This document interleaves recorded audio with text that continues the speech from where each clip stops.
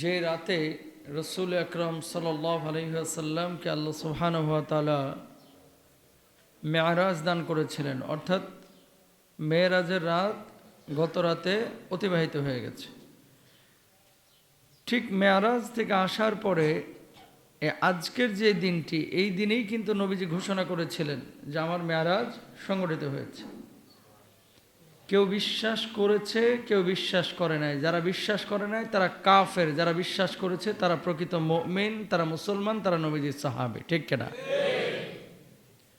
প্রত্যেকটা জিনিসের কিন্তু একটা লক্ষ্য আছে, উদ্দেশ্য আছে। আপনি অফিসে যান কিসের জন্য? চাকরি বাকরি করার জন্য, যে মাস শেষে একটা স্যালারি পাবেন। আপনি ঈদের সময় গ্রামের বাড়িতে যান কেন? আত্মীয় স্বজনের সাথে দেখা করার জন্য। আপনি মসজিদে এখন কেন এসেছেন? জুমার সালাত আদায়ের জন্য। মেয়ারাজে গিয়ে আল্লাহ সুবহানাহু ওয়া তাআলা রাসূল আকরাম সাল্লাল্লাহু আলাইহি ওয়াসাল্লামকে 14 দফা কর্মসূচি ঘোষণা করে দিয়েছেন। সুবহানাল্লাহ বলেন। কয় দফা? 14 দফা। আমাদের বাংলাদেশে যেমন 6 দফা দাবি উত্থাপন করা হয়েছিল। নির্বাচন যখন হয়, নির্বাচনের আগে নির্বাচনী ইশতেহার ঘোষণা করা হয়। পার্লামেন্ট মেম্বার যখন ভোটে দাঁড়ান অথবা সংসদীয় ইলেকশন যারা করেন, তারা বলেন যে আমি যদি জিততে পারি এই কাজ করব, আমি যদি জিততে পারি এটা করব, এই ব্রিজ করব, এই রাস্তাঘাট করব, দ্রব্যমূল্যের দাম কমাবো। কেউ মানে, কেউ মানে না। কেউ ওয়াদা রক্ষা করে, কেউ রক্ষা করে না। কেউ প্রতিশ্রুতি দেয়, কেউ প্রতিশ্রুতি রক্ষা করে, কেউ ভঙ্গ করে। আল্লাহ সুবহানাহু ওয়া তাআলা রাসূল আকরাম সাল্লাল্লাহু আলাইহি ওয়াসাল্লামকে আল্লাহ সুবহানাহু ওয়া তাআলা 14টা আদেশ করেছিলেন, যে আদেশগুলো দুনিয়াবাসীর জন্য আল্লাহ তাআলা পবিত্র কোরআনুল কারীমের সূরা বনী ইসরাইলের মধ্যে আল্লাহ সুবহানাহু ওয়া তাআলা উল্লেখ করে দিয়েছেন। বলুন সুবহানাল্লাহ। তো নবীজিকে 14টা আদেশ করেছেন, আমাদের জন্য পবিত্র কালামুল্লাহ কোরআনুল কারীমে দিয়েছেন। তার মানে কি? এই জিনিসগুলো আল্লাহ তাআলা আমাদেরকেও করতে বলেছেন। যদি করি ফলাফল কি? আল্লাহর জান্নাত। যদি না করি ফলাফল কি? আল্লাহর জাহান্নাম। পথ দুইটা। সিদ্ধান্ত আপনাকে নিতে হবে, আপনি কি আল্লাহর এই বিধানগুলো মানবেন নাকি আপনি মানবেন না। কি বলছেন? এক নম্বর আমার আল্লাহ রাব্বুল আলামিন বলছেন, লা তাজআল মা'আল্লাহি ইলাহান আখার ফাতাকুদা মাযমুমান মাখযুলা।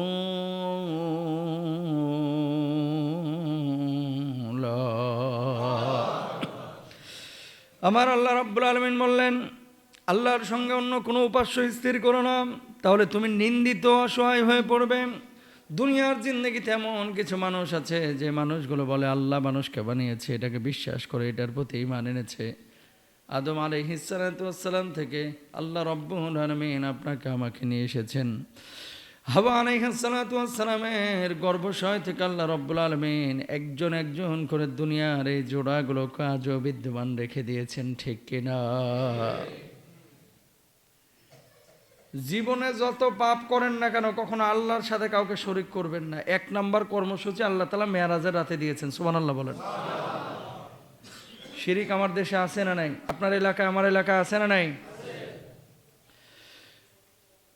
দেখেন প্রিয় ভাইরা আমার, হিন্দুরা আল্লাহকে না মেনে গুনাহ করেছে। আপনি জানেন সে হিন্দু, আপনি জানেন সে খ্রিস্টান, কিন্তু মুসলমানের বাচ্চা হয়ে যখন আপনি শিরকের মধ্যে নিমজ্জিত হবেন, ফ্রেমটা থাকবে মুসলমানিত্বের, কিন্তু অন্তরের মধ্যে যদি থাকে শিরিক, থাকে কুফরি, আল্লাহ রাব্বুল আলামিন নামে কামে মুসলমান হওয়ার পরেও শুধু অন্তরের বিশুদ্ধতার কারণে আপনারা জাহান্নামের মধ্যে নিক্ষেপ করবেন। বলুন নাউযু বিল্লাহ।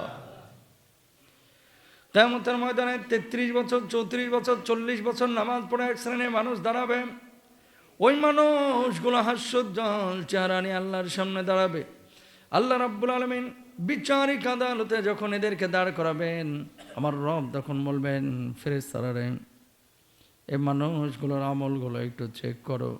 ফেরেশতারা তখন বলবে, আল্লাহ, এই মানুষগুলো নামাজ পড়েছে 33 বছর, 40 বছর, আবার শিরকও করেছে, কি ফয়সালা হবে? আল্লাহ রাব্বুল আলামিন তখন বলেন, ফেরেশতারা রে, এই মানুষগুলো যতই নামাজি হোক না কেন, 40 বছরের নামাজ পড়া মুসল্লি হোক না কেন, শিরিক করার কারণে এই মানুষগুলোকে শিকলে বেঁধে বেঁধে জাহান্নামে নিক্ষেপ করো, বলুন না আউযুবিল্লাহ। নামাজ পড়ার পরেও যে সমস্ত মানুষগুলো জাহান্নামে যাবে তারা হচ্ছে এই মানুষ যারা দুনিয়ার জিন্দেগিতে নামাজ পড়েছে, রোজা করেছে, দাবি করেছে আমি মুসলমান, কিন্তু কাট্টা মুশরিক ছিল, ও নিজেও জানে না এর চাইতে কপাল পোড়া আল্লাহর জমিনে একটাও নাই। বুঝেন কথা, ইম্পর্টেন্ট। ব্যাংকে আপনি ফিক্সড ডিপোজিট করছেন, ধরেন 2 কোটি টাকা জমছে। কয় কোটি? 2 কোটি টাকা জমছে 30 বছরে। তার মানে লাইফের অর্ধেক কিন্তু এই টাকা জমাইতে গিয়ে আপনার শেষ হয়ে গেছে। আছেন এরকম অনেক মানুষ, প্রতি মাসে 5,000 7,000 করে জমায়, 30 বছর পরে ডাবল টাকা পাবো। সুদী ব্যাংকে হলে তো হারাম, শরিয়া উইংয়ে হলে সেটা যে জায়েজ আছে। 30 বছর পরে 2 কোটি টাকা আপনি জমাইলেন, আপনার যৌবন জীবন সব কিছু এটার পিছনে আপনি ইনভেস্ট করলেন। 30 বছর পরে আপনি অ্যাকাউন্টে গেছেন খোঁজ নিতে যে কয় টাকা জমছে। ব্যাংকওয়ালারা বলল 30টা বছর আপনি টাকা জমাইলেন যে 2 কোটি টাকা আপনার জমবে, 30 বছর পরে আপনি ব্যাংকে টাকা উঠাইতে গেলেন যে ভাই আমার তো আজকে মেয়াদ শেষ হয়েছে, আমার 2 কোটি আমার বুঝিয়ে দেন। ব্যাংক করলো আপনি টাকা রাখছেন? রাখছি তো। না না, আপনার নামে তো কোনো টাকা নাই, সব টাকা এটা তো সরকারের নামে জমা হয়েছে, এখানে আপনি একটা টাকাও পাবেন না। ওর মাথায় আকাশ ভেঙে পড়বে না জমিন ভেঙে পড়বে? হয়তোবা যদি হার্ট দুর্বল থাকে ঠাস করে স্ট্রোক করে মরেই যাবে, ঠিক না? চাকরি বাকরি করলাম, জমাইলাম 30টা বছর যে 2 কোটি টাকা, লাস্ট বয়সে ব্যাংকে রাখবো আর মাখন তুলমো আর খামো। কথা বুঝেন নাই? এটা দেখি টাকা আমার নামে নাই, গেছে আরেকজনের নামে। অবস্থাটা খারাপ হবে না ভালো? খারাপ। 33 বছর নামাজ পড়ে যে মানুষগুলো জাহান্নামে যাবে, এদের পরিস্থিতি এদের চাইতেও মারাত্মক হবে কিয়ামতের ময়দানে। হাস্যোজ্জ্বল চেহারা নিয়ে উঠবে যে আজকে 40 বছর নামাজ পড়ছি, ঠেকাই কে আমারে? যেখান দিয়ে আল্লাহ দিবে, যেখান দিয়ে জিজ্ঞেস করবে সেখান দিয়েই পাস। পরীক্ষার হলে কিছু লোক আছে না, পুরো বইয়ের একটা অক্ষরও বাদ দেয়নি, সব মুখস্থ করে গেছে। স্যারকে চ্যালেঞ্জ, স্যার থেকে প্রশ্ন করবেন আপনি, করেন না, আমারে ঠেকাইতে পারবেন না। এরকম চেহারা নিয়ে সেদিন কিয়ামতের ময়দানে উঠবে। আল্লাহ বলবে আমলগুলো চেক করতো ফেরেশতারা এবার নথি খোলা শুরু করবে। কথা বুঝেন নাই? খুলে দেখবে যে আল্লাহ নামাজ তো পড়ছে, কিন্তু এই তো মাজারে সেজদা দিছে, সপ্তাহে নামাজ পড়ছে 40 ওয়াক্ত, সেজদা দিছে 22 ওয়াক্ত। কথা বলেন না কেন? আছে না? আল্লাহ এই মানুষটা নামাজ পড়েছে, নাম ছিল আব্দুর রহমান, আব্দুল করিম, আব্দুল সামাদ, কিন্তু আবার বিশ্বাস করতে আল্লাহ মানুষরা বানায় নাই। মানুষ বানর থেকে লেজ পড়ে পশম পড়ে মানুষ হয়ে গেছে, ওটা টাটকা মুশরিক, ঠিক কিনা? আল্লাহ কোরআনের বিধানগুলোকে সব মানে নাই। নামাজ পড়েছে, রোজা করেছে, হজ করেছে, যাকাত দিয়েছে, আবার ট্রান্সজেন্ডার এই শুনিয়ে মুখে কুলু বাইটে বসেছিল। আল্লাহ আপনার সব বিধানকে মানে নাই, যেখানে ভালো লাগছে সেখানে মানছে, যেখানে ভালো লাগে না ওটারে এড়িয়ে গিয়েছে। আল্লাহ বলবে ধর ধর, শিকলে বান্ধা শুরু করবে, ওই মানুষগুলো বলবে আল্লাহ দুনিয়ার জিন্দেগিতে 40 বছর নামাজ পড়লাম, আজকে আপনি কি প্রতিদান দেন আল্লাহ? কেন আমাদেরকে জাহান্নামের মধ্যে নিক্ষেপ করছেন? আল্লাহ রাব্বুল আলামিন তখন বলবেন লা ইন আশরাকতা লা ইয়াহবাতান্না আমালুকা ওয়া লা তাকুনান্না মিনাল খাসিরিন।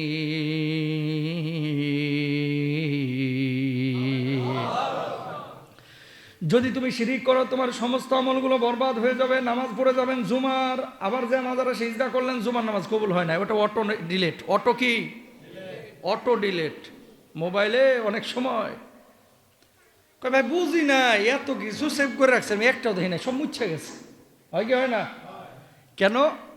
এমন একটা আকাম করছে যেটা হয়তো ভাই বুঝেও না, এক জায়গায় দিছে দাব চাপ, ও জানে না যে এই জায়গায় চাপ লাগলে সব কিছু ইয়ে যায়, ডিলেট হয়ে যায়, ফরম্যাট হয়ে যায়, মুছে যায়, মারছে চাপ, সব শেষ। গেছে জুমার নামাজ পড়ে আছে, যাক জুমার নামাজটা পড়লাম, আজকে তো আমলের পাল্লাটা অন্তত ভারী হইলো শুক্রবারের দিন। যায় আবার ওখানে যাও যে টিপ দিছে, মানে সেজদা দিছে, সব আমল শেষ, ও বুঝেও নাই। নাউজুবিল্লাহ কর। সুতরাং জোশ কি সাথ হুশ ভি রাহনা চাহিয়ে, জোশের সাথে হুশও থাকা লাগবে। প্রিয় ভাইরা আমার, আর কিছু মুসলমান আপনারা পাবেন যে মানুষগুলো নামাজ পড়তে রাজি আছে, কারণ টাকা খরচ হয় না নামাজ পড়লে। রোজা করতে রাজি আছে, টাকা খরচ হয় না। হজ করতেও রাজি আছে, হজ্জে গেলেও একটু আরাম পাওয়া যায়, ঘোরাফেরাও হয়, আল্লাহর ইবাদত হয়। জাকাতের প্রশ্ন আসলে সেই সময় জাকাতের সময় আর জাকাতের জন্য পাওয়া যায় না। জাকাতের আয়াত আসলে চোখে টিনে চশমা লাগায় আছে না নাই? তার মানে কি, কিছু মানতেছে আর কিছু মানতেছে না। যেখানে ভাল লাগতেছে জাগা মতো মাসালা ফিটিং করতেছে। এদের উদ্দেশ্যে আল্লাহ রাব্বুল আলামিন বলছেন, ফাতুমিনুনা বিবাদিল কিতাবি ওয়া তাকফুরুনা বিবাদ। বলুন নাউযু বিল্লাহ।